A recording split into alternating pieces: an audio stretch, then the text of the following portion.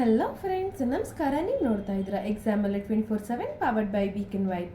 ಈ ಚಾನೆಲ್ನ ನೀವು ಮೊದಲನೇ ಸಾರಿ ನೋಡ್ತಾ ಇದ್ರೆ ನಿಮಗೆ ಗೊತ್ತಿರಲಿ, ಎಕ್ಸಾಮ್ ಅಲರ್ಟ್ ಎಲ್ಲ ಸರ್ಕಾರಿ ಪರೀಕ್ಷೆಗಳು ಮತ್ತು ಇತರೆ ಉದ್ಯೋಗಾವಕಾಶಗಳ ಬಗ್ಗೆ ಸಂಪೂರ್ಣ ಮಾಹಿತಿಯನ್ನು ನೀಡುವಂಥ ಏಕೈಕ ಚಾನಲ್ ಆಗಿರುತ್ತೆ. ಸೊ ನೀವೇನಾದರೂ ಇಂಜಿನಿಯರಿಂಗ್ ಕಂಪ್ಲೀಟ್ ಮಾಡ್ಕೊಂಡಿದ್ರೆ, ಸಿವಿಲ್ ಅಥವಾ ಎಲೆಕ್ಟ್ರಿಕಲ್ ಇಂಜಿನಿಯರಿಂಗ್ ಮಾಡ್ಕೊಂಡಿದ್ರೆ ಈ ಇನ್ಫಾರ್ಮೇಷನ್ ಅಥವಾ ಈ ನೋಟಿಫಿಕೇಶನ್ ನಿಮಗೋಸ್ಕರ. ಸೊ ಇದು SSC JEE ಎಕ್ಸಾಮಿನೇಷನ್ ಬಗ್ಗೆ ಮಾಹಿತಿ ಕೊಡ್ತಾ ಇರೋದು. ಸೊ ಎಕ್ಸಾಮಿನೇಷನ್ ಬಗ್ಗೆ ಅಥವಾ ಲಾಸ್ಟ್ ಡೇಟ್ ಅಪ್ಲೈ ಮಾಡೋದಕ್ಕೆ, ಸ್ಯಾಲ್ರಿ ಏನಿದೆ ಅಥವಾ ನಂಬರ್ ಆಫ್ ಪೋಸ್ಟ್ ಎಷ್ಟಿದೆ, ಸೊ ಇದೆಲ್ಲದ್ರ ಬಗ್ಗೆ ಮಾಹಿತಿಯನ್ನು ತಿಳ್ಕೊಳ್ತಾ ಹೋಗ್ತಾ ಇದೀವಿ. ಓಕೆನಾ? ಸೊ ಬನ್ನಿ ಸಂಪೂರ್ಣ ಮಾಹಿತಿಯನ್ನು ತಿಳ್ಕೊಳ್ತಾ ಹೋಗೋಣ. ಸೊ ಅಪ್ಲಿಕೇಶನ್ ಸಬ್ಮಿಟ್ ಮಾಡೋದಕ್ಕೆ ಲಾಸ್ಟ್ ಡೇಟ್ ಯಾವಾಗ ಅಂತ ಹೇಳಿ ಕೊಟ್ಟಿದ್ದಾರೆ. ಓಕೆನಾ? ಲಾಸ್ಟ್ ಡೇಟು ಜೊತೆಗೆ ನಿಮಗೆ ಅಪ್ಲಿಕೇಶನ್ ಸ್ಟಾರ್ಟ್ ಆಗೋ ಡೇಟು ಆ್ಯಂಡ್ ಅದಕ್ಕೆ ಯಾವ ಪೋಸ್ಟ್ ಅವೈಲೇಬಲ್ ಇದೆ ಆ್ಯಂಡ್ ಯಾವುದಕ್ಕೆ ಎಷ್ಟೆಷ್ಟು ಸ್ಯಾಲ್ರಿ ಪ್ಯಾಕೇಜ್ ಇದೆ, ಸೊ ಎಲ್ಲದ್ರ ಬಗ್ಗೆ ಮಾಹಿತಿನ ತಿಳಿಸ್ಕೊಡ್ತೀನಿ ನಾನು. ಸೊ ನಿಮಗೆ ಅಪ್ಲಿಕೇಶನ್ ಸಬ್ಮಿಟ್ ಮಾಡೋದಕ್ಕೆ ಸ್ಟಾರ್ಟಿಂಗ್ ಡೇಟ್ ಬಂದು ಆಲ್ರೆಡಿ ಸ್ಟಾರ್ಟ್ ಆಗಿದೆ. That is 30th of June. ಓಕೆನಾ? June 30th ಸ್ಟಾರ್ಟ್ ಆಗಿದೆ. ಆ್ಯಂಡ್ ಇದಕ್ಕೆ ಲಾಸ್ಟ್ ಡೇಟ್ ಅಪ್ಲೈ ಮಾಡೋದಕ್ಕೆ ನಿಮಗೆ 21st of July ಆಗಿರುತ್ತೆ. ಓಕೆನಾ? ಸೊ 21st July ನಿಮಗೆ ಅಪ್ಲಿಕೇಶನ್ ಸಬ್ಮಿಟ್ ಮಾಡೋದಕ್ಕೆ ಟೈಮ್ ಇರುತ್ತೆ. ಓಕೆನಾ? ಸೊ ಈ ಎಕ್ಸಾಮ್ ಡೇಟ್ಸ್ ಅಥವಾ ಟೆಂಟೇಟಿವ್ ಡೇಟ್ಸ್ ಎಲ್ಲನೂ ಕೊಟ್ಟಿದ್ದಾರೆ. ಸೊ ಇಲ್ಲಿ ಸಂಪೂರ್ಣವಾಗಿ ನಿಮಗೆ ಡೇಟ್ಸ್ ಬಗ್ಗೆ ಮಾಹಿತಿ ಸಿಗ್ತಾ ಹೋಗುತ್ತೆ. ಓಕೆ, ಸೊ ಬನ್ನಿ ಏನೇನು post number number of post ಏನೇನಿದೆ ಅಥವಾ ಅದಕ್ಕೆಲ್ಲ ಕ್ವಾಲಿಫಿಕೇಶನ್ ಏನಾಗಿರಬೇಕು, ಏಜ್ ಲಿಮಿಟ್ ಎಷ್ಟು ಅಂತೆಲ್ಲ ತಿಳ್ಕೊಳ್ತಾ ಹೋಗೋಣ. ಸೊ ನಮಗೆ ಯಾವ ಪೋಸ್ಟ್ ಅಂತ ಹೇಳಿದ್ರೆ JEE ಇದೆ. ಓಕೆನಾ? JEE ಬಾರ್ಡರ್ ರೋಡ್ಸ್ ಆರ್ಗನೈಸೇಷನ್, ಆಯಿತಾ? ಯಾವ ಆರ್ಗನೈಸೇಷನ್ ಅಂಡರಲ್ಲಿ ವರ್ಕ್ ಮಾಡ್ತೀರಾ ನೀವು ಅಂತ ಕೂಡ ಮೆನ್ಷನ್ ಮಾಡಿರ್ತಾರೆ. ಸೊ ಅದಕ್ಕೆ ಎಜುಕೇಷನ್ ಕ್ವಾಲಿಫಿಕೇಶನ್ ನೋಡ್ತಾ ಇದ್ದಾರೆ, ಡಿಗ್ರಿ ಇನ್ ಸಿವಿಲ್ ಇಂಜಿನಿಯರಿಂಗ್ ಆಗಿರಬೇಕಾಗುತ್ತೆ. ಆ್ಯಂಡ್ ಏಜ್ ಲಿಮಿಟ್ ನೋಡಿದ್ರೆ ಮ್ಯಾಕ್ಸಿಮಮ್ 30 years ಮಾತ್ರ ಆಗಿರಬೇಕಾಗುತ್ತೆ. ಓಕೆನಾ? ಸೊ ಇನ್ನು ನೆಕ್ಸ್ಟ್ ಪೋಸ್ಟು JEE E&M ಅಂತ ಕೊಟ್ಟಿದ್ದಾರೆ. ಸೊ E&M ಅಲ್ಲಿ ಕೂಡ ನಿಮಗೆ degree in electrical and mechanical engineering ಆಗಿರಬೇಕಾಗತ್ತೆ. ಓಕೆನಾ? ದೆನ್ ನಮಗೆ Brahmaputra road ministry of Jal Shakti ಅಂತ ಇದೆ. ಓಕೆನಾ? ಸೊ ನಾನು ಜಸ್ಟ್ ಏನೇನು ಎಲ್ಲಾದ್ರೂ ನಿಮಗೆ ಜೂನಿಯರ್ ಇಂಜಿನಿಯರಿಂಗ್ ಪೋಸ್ಟ್ ಅವೈಲೇಬಲ್ ಇರೋದು, ಬಟ್ ಯಾವ ಆರ್ಗನೈಸೇಷನ್ ಅಂಡರಲ್ಲಿ ವರ್ಕ್ ಮಾಡ್ತೀರಾ ಅಂತ ಹೇಳಿ ಅಲ್ಲಿ ಮಾಹಿತಿನ ಕೊಟ್ಟಿದ್ದಾರೆ. ಓಕೆನಾ? ಎಲ್ಲದಕ್ಕೂ ನಿಮಗೆ ಮ್ಯಾಕ್ಸಿಮಮ್ 30 years ಆಗಿರುತ್ತೆ ಏಜ್ ಲಿಮಿಟು. ಆ್ಯಂಡ್ ಇದು JEE ಪೋಸ್ಟ್ ಆಗಿರೋದ್ರಿಂದ ಎಲ್ಲರದೂ ಕ್ವಾಲಿಫಿಕೇಷನ್ ಇಂಜಿನಿಯರಿಂಗೇ ಆಗಿರಬೇಕಾಗತ್ತೆ.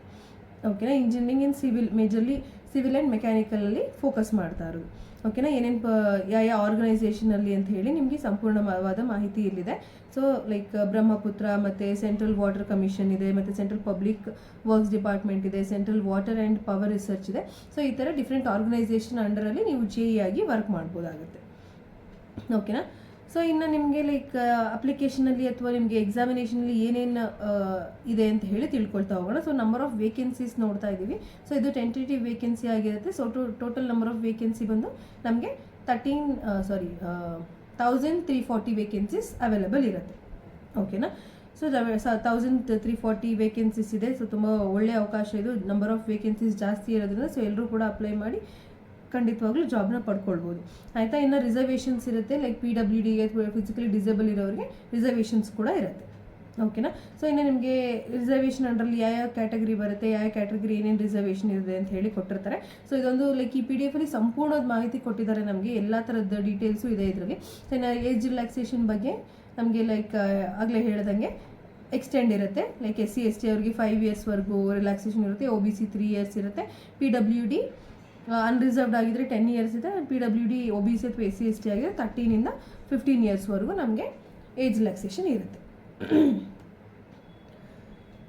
ಸೊ ಇನ್ನು ಎಕ್ಸಾಮಿನೇಷನ್ಗೆ ಪ್ರಿಪೇರ್ ಆಗೋದಕ್ಕೆ ಏನೇನು ಮಾಡಬೇಕು ಅಂತ ಹೇಳಿ ತಿಳ್ಕೊಳ್ತಾ ಹೋಗೋಣ, ಅಥವಾ ಏನೇನು ಸಿಲೆಬಸ್ ಏನಿರುತ್ತೆ ಅಂತ ಹೇಳಿ ಮೇನಾಗಿ ತಿಳ್ಕೊಳ್ತಾ ಹೋಗೋಣ.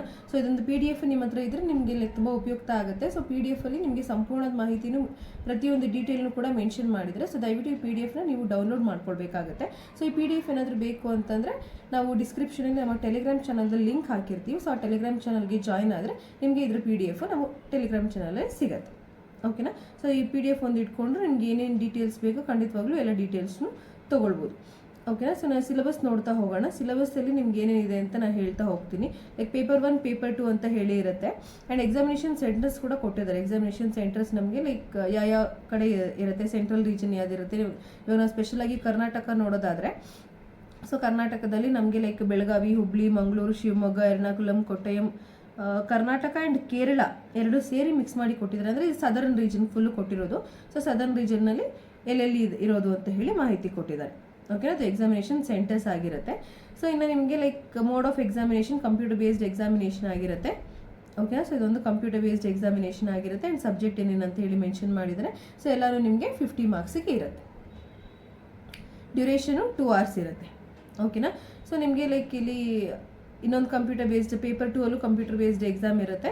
ಆ್ಯಂಡ್ ಏನೇನು ಸಬ್ಜೆಕ್ಟು ಅಂತ ಹೇಳಿ ಕೂಡ ಮೆನ್ಷನ್ ಮಾಡಿದ್ದಾರೆ ಆಯಿತಾ. ಸಬ್ಜೆಕ್ಟು, ಸಿಲೆಬಸ್ಸು, ಜನರಲ್ ಪೇಪರ್ ಇರುತ್ತೆ. ಸೊ ಜನರಲ್ ಅವೇರ್ನೆಸ್ಸು, ಸೊ ಏನೇನು ಡೀಟೇಲ್ಸ್ ಬೇಕು ಅಥವಾ ಎಕ್ಸಾಮ್ ಸಿಲೆಬಸ್ ಏನೇನು ಬೇಕು ಅಂತ ಹೇಳಿ ಕೂಡ ಮೆನ್ಷನ್ ಮಾಡಿದ್ದಾರೆ ಆಯಿತಾ. ಸೊ ಇದೊಂದು PDF ತೊಗೊಂಡು ನೀವು ಸಂಪೂರ್ಣವಾಗಿ ಇದನ್ನು ಒಂದ್ಸತಿ ನೋಡಿಕೊಂಡ್ರೆ ನಿಮ್ಗೆ ಏನೇನು ಲೈಕ್ ಅವಶ್ಯಕತೆ ಇದೆ ಅಥವಾ ಏನೇನು ಬೇಕು ಅಂತೇಳಿ ಸಂಪೂರ್ಣವಾಗಿ ಗೊತ್ತಾಗುತ್ತೆ. ಓಕೆನಾ. ಸೊ ಇದರಲ್ಲಿ ತುಂಬ ಮಾಹಿತಿ ಇದೆ, ತುಂಬ ಹೆಚ್ಚಿನ ಮಾಹಿತಿನ ತುಂಬ ಲೈಕ್ ಫುಲ್ ಡಿಸ್ಕ್ರಿಪ್ಷನಲ್ಲಿ ಕೊಟ್ಟಿದ್ದಾರೆ. ಓಕೆನಾ. ತುಂಬ ಕ್ಲಿಯರ್ ಕಟ್ಟಾಗಿ ಎಲ್ಲ ಮಾಹಿತಿನೂ ಕೊಟ್ಟಿದ್ದಾರೆ. ಸೊ ಇದೆಲ್ಲನೂ ನಾನು ಇಲ್ಲಿ ತಿಳಿಸ್ಕೊಡೋದಕ್ಕಾಗೋದಿಲ್ಲ. ಸೊ ದಯವಿಟ್ಟು ನೀವು ಇದೊಂದು PDF ತೊಗೊಂಡ್ರೆ ನಿಮಗೆ ತುಂಬ ಉಪಯುಕ್ತ ಆಗುತ್ತೆ. ಸೊ ನಾನು ಮೇಜರಾಗಿ ನಿಮಗೆ ಲೈಕ್ ಲಾಸ್ಟ್ ಡೇಟ್ ಯಾವಾಗ ಅಥವಾ ನಿಮಗೆ ಎಕ್ಸಾಮಿನೇಷನ್ ಸೆಂಟರ್ಸ್ ಬಗ್ಗೆ ಅಥವಾ ಪೇಪರ್ 1 ಏನಿರುತ್ತೆ, ಪೇಪರ್ 2 ಏನಿರುತ್ತೆ ಅಂತ ತೋರಿಸಿದೆ. ಸೊ ಇನ್ನು ಮಿಕ್ಕಿದ ಅಪ್ಲಿಕೇಶನ್ ಸಬ್ಮಿಟ್ ಮಾಡೋದು ಹೇಗೆ ಅಂತ ಹೇಳಿ ಒಂದು ಸ್ಕ್ರೀನ್ಶಾಟ್ ಕೂಡ ಹಾಕಿದ್ದಾರೆ ಇಲ್ಲಿ ಆಯಿತಾ. ಅದಕ್ಕೆ ರಿಜಿಸ್ಟ್ರೇಷನ್ ಆಗಬೇಕು. ಸೊ ರಿಜಿಸ್ಟ್ರೇಷನ್ ಆಗಿ ನೀವು ಅಪ್ಲಿಕೇಶನ್ನ ಸಬ್ಮಿಟ್ ಮಾಡಬೇಕಾಗತ್ತೆ. ಓಕೆನಾ. ಸೊ ಇದು ದಯವಿಟ್ಟು ಇದೊಂದು PDF ತೊಗೊಳ್ಳಿ. ಸೊ PDF ಇಟ್ಕೊಂಡ್ರೆ ನಿಮಗೆ ಏನು ಈಸಿಯಾಗಿ ಅಪ್ಲಿಕೇಶನ್ನ ಸಬ್ಮಿಟ್ ಮಾಡಲಿಕ್ಕಾಗತ್ತೆ. ಓಕೆನಾ. ಸೊ ಲೈಕ್ ಇದೊಂದು PDF ನೀವು ಡೌನ್ಲೋಡ್ ಮಾಡ್ಕೊಳ್ಳಿ, ನಿಮಗೆ ತುಂಬ ಉಪಯುಕ್ತ ಅಂತ ಅನಿಸುತ್ತೆ. ಸೊ ಯಾರ್ಯಾರೆಲ್ಲ ನಿಮ್ಮ ಫ್ರೆಂಡ್ಸ್ ಇದ್ದಾರೆ, ನಿಮ್ಮ ಫ್ಯಾಮಿಲಿ ಮೆಂಬರ್ಸ್ ಇದ್ದಾರೆ, ಸೊ ಅವ್ರಿಗೆಲ್ಲ ಇದನ್ನ ಆದಷ್ಟು ಶೇರ್ ಮಾಡಿ. ದಯವಿಟ್ಟು ಅವ್ರಿಗೂ ಉಪಯುಕ್ತ ಅಂತ ಅನಿಸಿದ್ರೆ, ಇವಾಗ ತುಂಬ ಜನ ಇಂಜಿನಿಯರ್ಸ್ ಇದ್ದಾರೆ, ಕೆಲಸ ಇಲ್ದಿರ ಅಥವಾ ಎಲ್ಲ ಒಂದು ಕಡೆ ಪ್ರೈವೇಟಲ್ಲಿ ಕೆಲಸ ಮಾಡ್ಕೊಂಡಿರೋರು ಇರ್ತಾರೆ. ಸೊ ಅವ್ರಿಗೆ ದಯವಿಟ್ಟು ಇದನ್ನ ಶೇರ್ ಮಾಡಿ, ಉಪಯುಕ್ತ ಆದಲ್ಲಿ ಅವ್ರಿಗೂ ನಮ್ಮ ಕಡೆಯಿಂದ ಬೆನಿಫಿಟ್ ಸಿಗುತ್ತೆ. ಓಕೆನಾ. ಸೊ ಇದಿಷ್ಟು ಇವತ್ತಿನ ಮಾಹಿತಿ ಆಗಿರುತ್ತೆ. ಸೊ ಇಲ್ಲಿ ನಿಮಗೆ ಲಾಸ್ಟಲ್ಲಿ ನೋಡ್ತಾ ಇದ್ರೆ ಲೈಕ್ ಏನೇನಕ್ಕೆ ರಿಜೆಕ್ಷನ್ ಆಗ್ಬೋದು ಆ ಥರ ಎಲ್ಲ ಡೀಟೇಲ್ಸ್ ಕೊಟ್ಟಿದ್ದಾರೆ ಆಯಿತಾ. ಇದನ್ನೆಲ್ಲ ನೀವು ದಯವಿಟ್ಟು ಒಂದ್ಸತಿ ಕಂಪ್ಲೀಟಾಗಿ ನೋಡಿಕೊಂಡು ತದನಂತರ ಅಪ್ಲಿಕೇಶನ್ ಸಬ್ಮಿಟ್ ಮಾಡಿದ್ರೆ ಒಳ್ಳೆಯದಾಗುತ್ತೆ. ಲೈಕ್ ಯಾವುದೇ ರೀತಿಯಾದ ರಿಜೆಕ್ಷನ್ ಅಥವಾ ಏನು ಫೇಸ್ ಮಾಡೋದು ಚಾನ್ಸಸ್ ಇರೋದಿಲ್ಲ. ಸೊ ಅದಕ್ಕೆ ನಿಮಗೆ ಇದೊಂದು PDF ಇಟ್ಕೊಂಡ್ರೆ ನಿಮಗೆ ಸಂಪೂರ್ಣವಾದ ಎಲ್ಲ ಮಾಹಿತಿನೂ ಸಿಕ್ಕೋಗ್ಬಿಡುತ್ತೆ. ಓಕೆನಾ.